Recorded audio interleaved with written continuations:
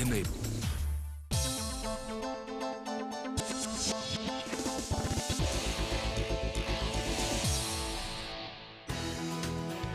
Given the economic upheaval witnessed in the recent past, the undoubted need of the hour is achieving sustainable long-term solutions. And to further this goal, the CII-ITC Centre of Excellence for Sustainable Development organized the 8th Sustainability Solutions Summit in Delhi, which provided a platform for stakeholders to come together and deliberate upon solutions to create a sustainable future. In the last 50 years, from 1 trillion of global GDP, 72 trillion of global GDP has been achieved, a remarkable achievement.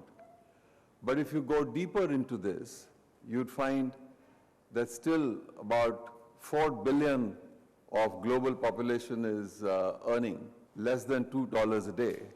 Not only in the social fabric, there has been a lack of wholesome development, but environmentally also.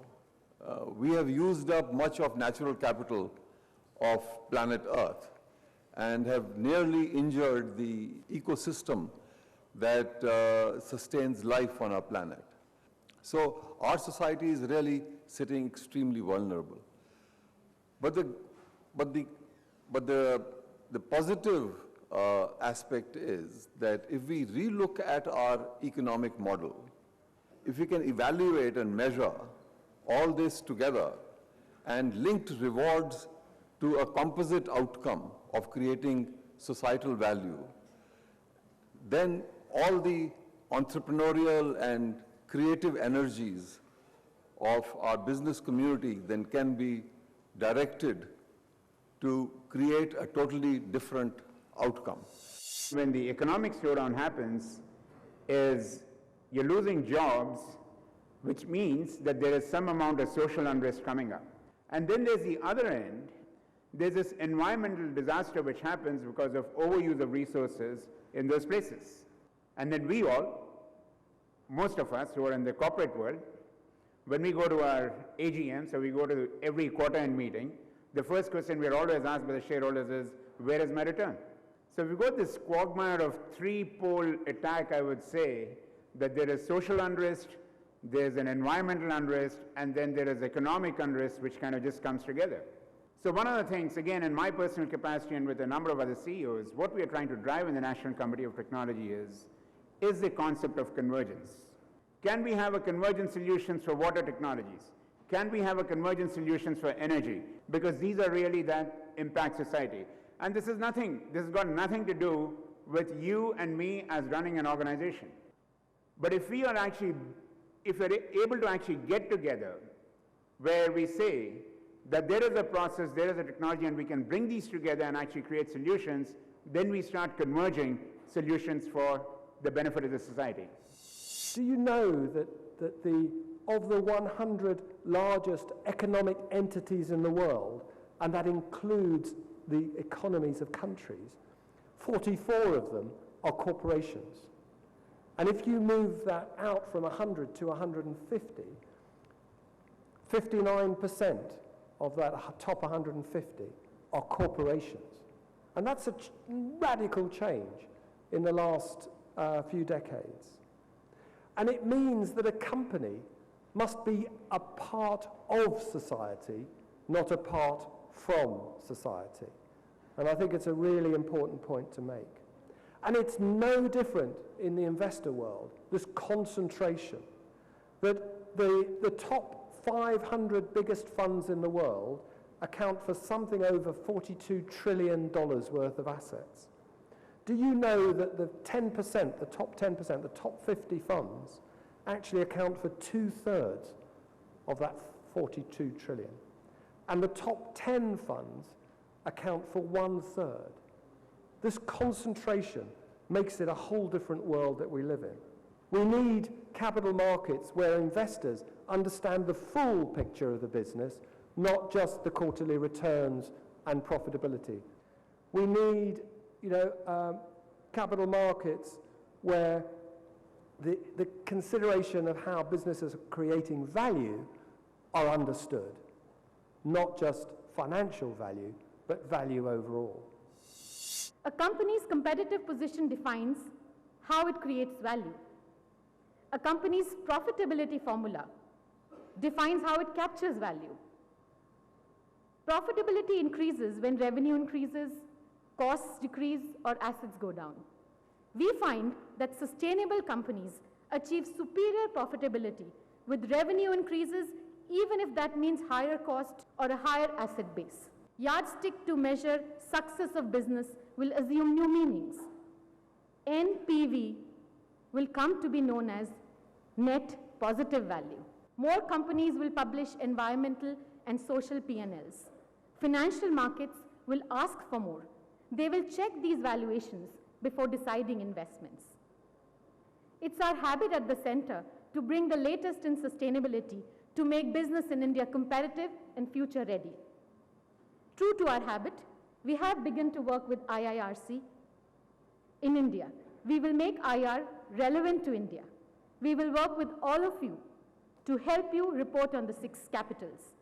The conversation has to begin right here and right now. The environmental and social challenges are very substantial, and I believe that business can play a very important role in finding solutions for our society. It's about good business into the future. And what we're talking about is sustainable businesses, not sustainable, not adding and being, not philanthropy, but sustainable good business.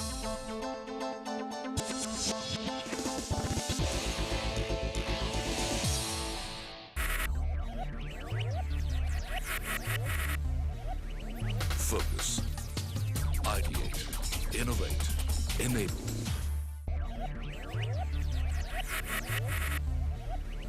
Focus, ideate, innovate, enable.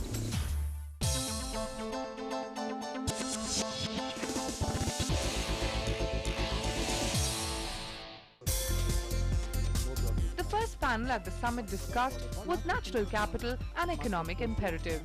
The panelists for this discussion included Neena Singh, Partner, Environmental Resources Management, India; Nick Senapati, Managing Director, Rio Tinto, India; Ravindra Murthy, Vice President, Customer Service Head, Corporate Quality Assurance, Kirloskar Brothers; Bharat Pandey, Officer on Special Duty to Union Minister for Rural Development.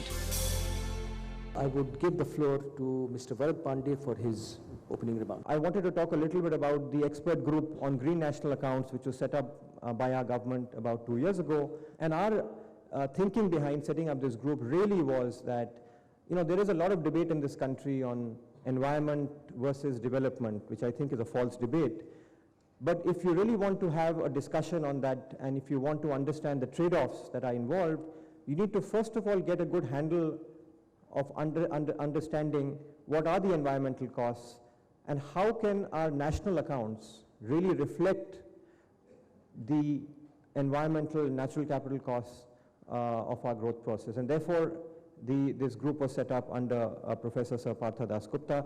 Professor Dasgupta says we should look at physical capital, which we tend to do, but we should also look at human capital and natural capital.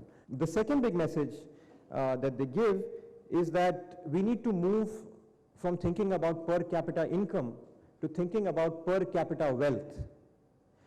So let's not think of flow measures, let's think of stock measures. And why is that important? That's important because we should, as a society and as a country, care about well-being from a long-term perspective, not just well-being this year, but well-being over a long-term period. If you want to have that paradigm, then you really can't look at your income per capita as a measure of well-being every year, but you need to have this much more of a broader concept. And I now turn to Dr. Nick Senapati.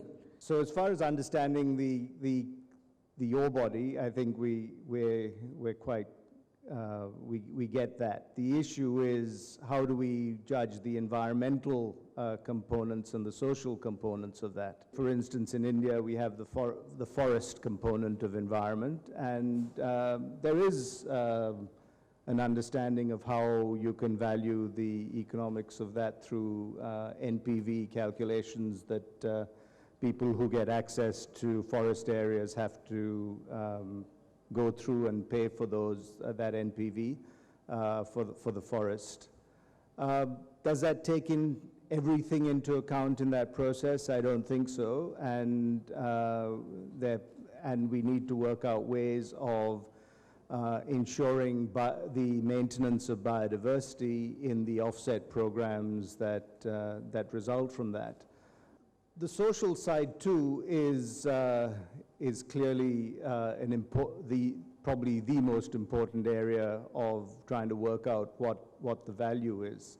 And yes, in any land or resource-based development, there is an impact on the community around that and a wider community when you're, say, transporting ore for long distances. I think from my point of view, the development of an ore body or the access to land, forests, etc., it can be done.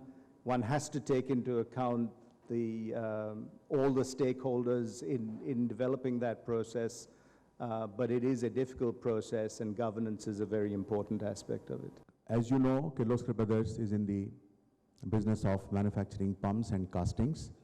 In order to conserve the sand, in order to conserve the iron ore, we have adopted a path-breaking technology called 3D printing, which reduces the consumption of sand and consumption of iron ore and consumption of pig iron and coal to less than 50%.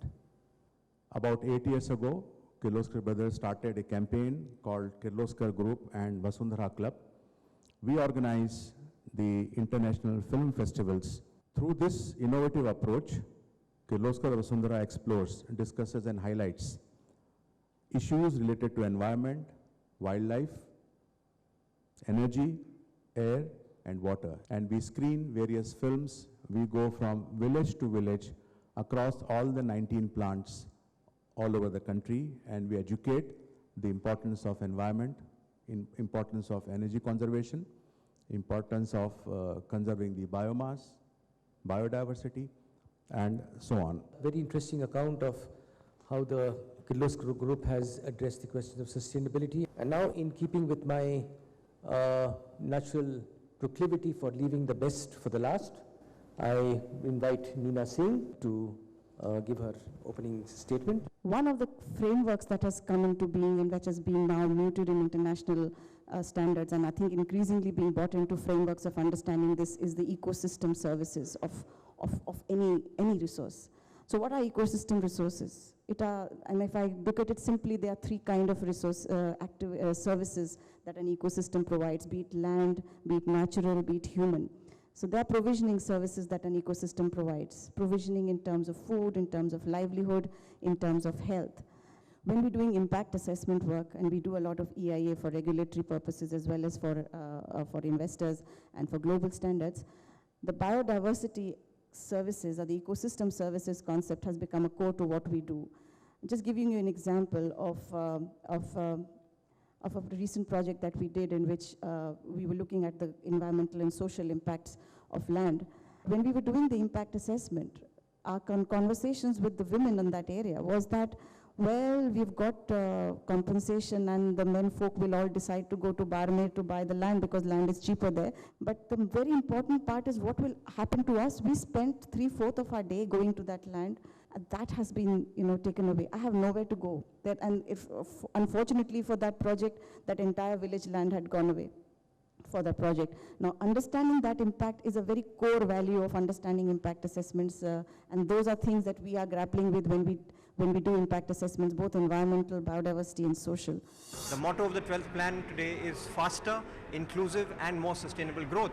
So we hope this change in language will lead to change in actions and will lead to a better future for our country. Business has to go a mile there and understand in the end of the day that they need to innovate towards sustainable living, which enable me or any Indian inhabitant to live a sustainable life.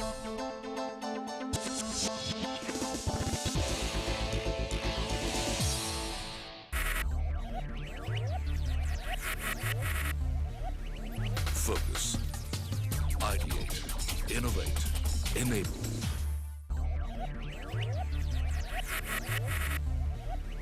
Focus. Ideate, innovate, enable.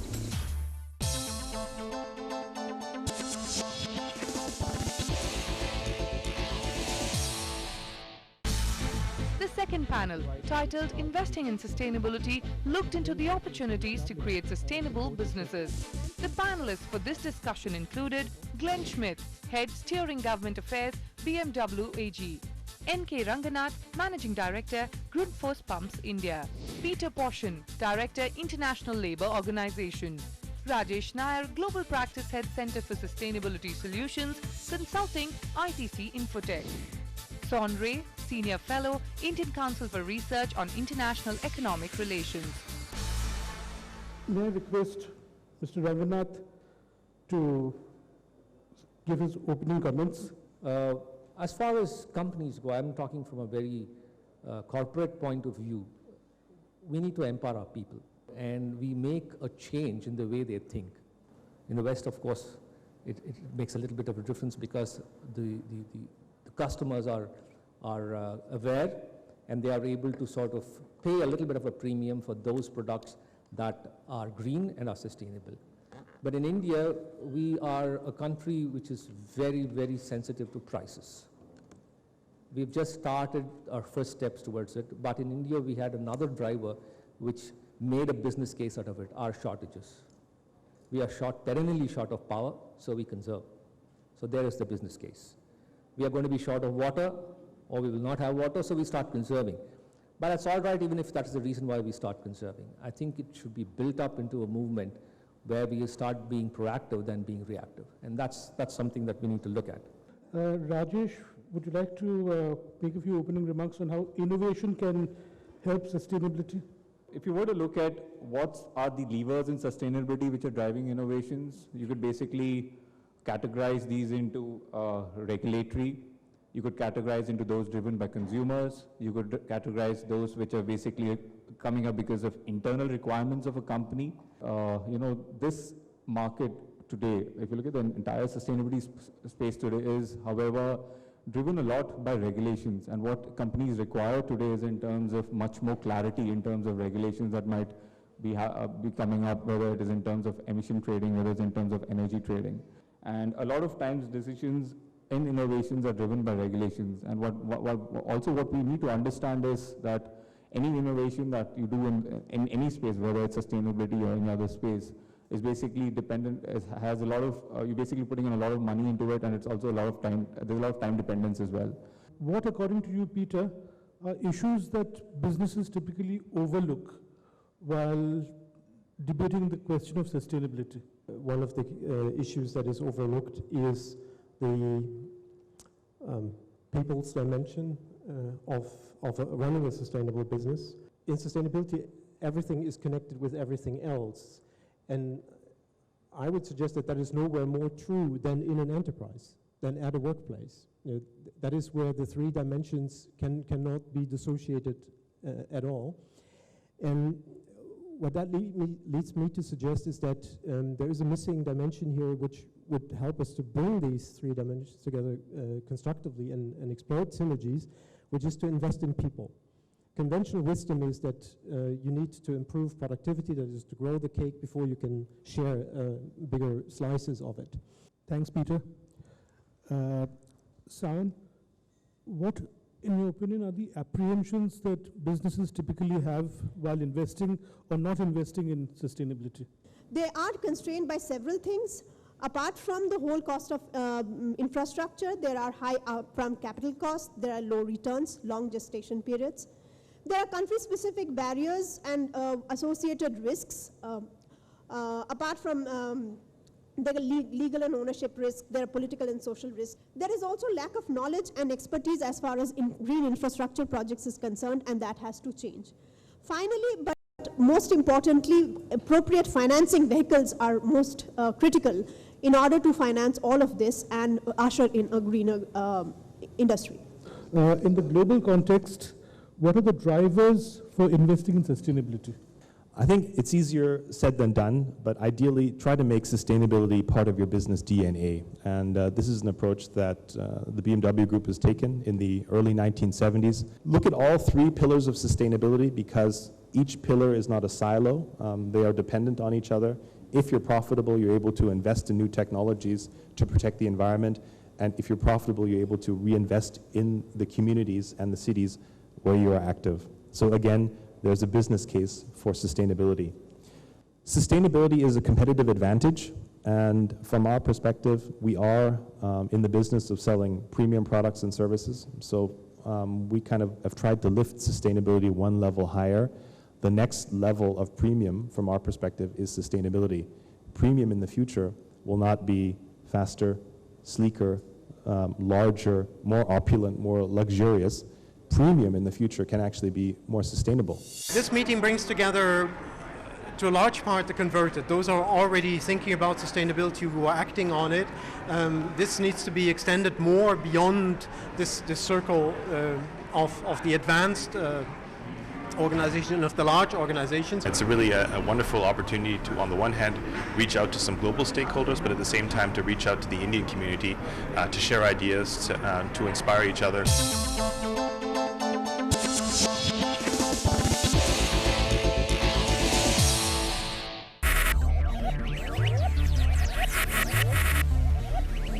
Focus, ideate, innovate, enable.